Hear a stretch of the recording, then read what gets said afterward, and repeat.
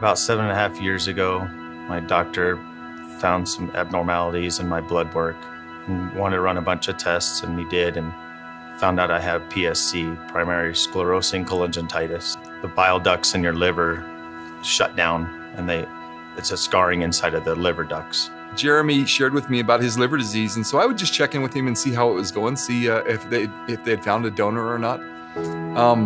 And there was this moment of hope for him personally, where his brother had kind of gone through all the systems, and it looked like that was going to be the one.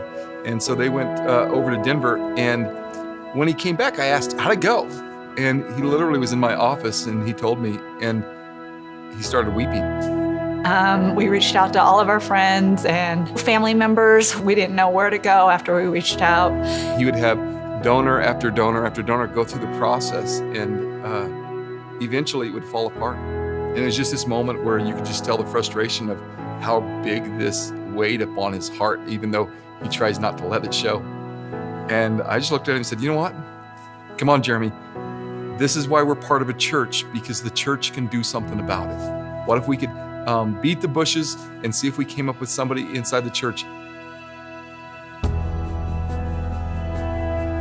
Wow, we couldn't believe that we had like almost 60 people show up for our blood drive out here to support Jeremy. You get excited, and your hopes get up, and it's like a roller coaster.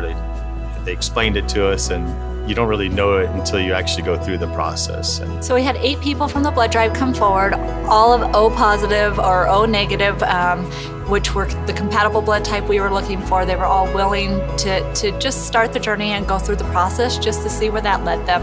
We were just excited to see that many people cared enough about our story to help us out.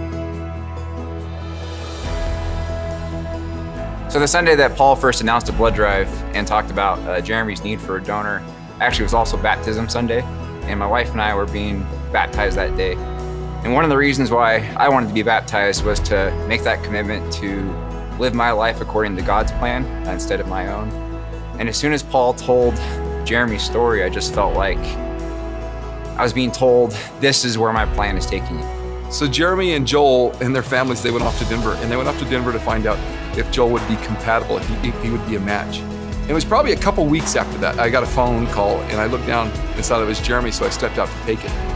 And he literally just said, Paul, are you sitting down? And I said, yep, I can sit down. He said, you won't believe this. Joel is a perfect match. I got a donor. And Jeremy said, I'm so happy, and I feel so guilty.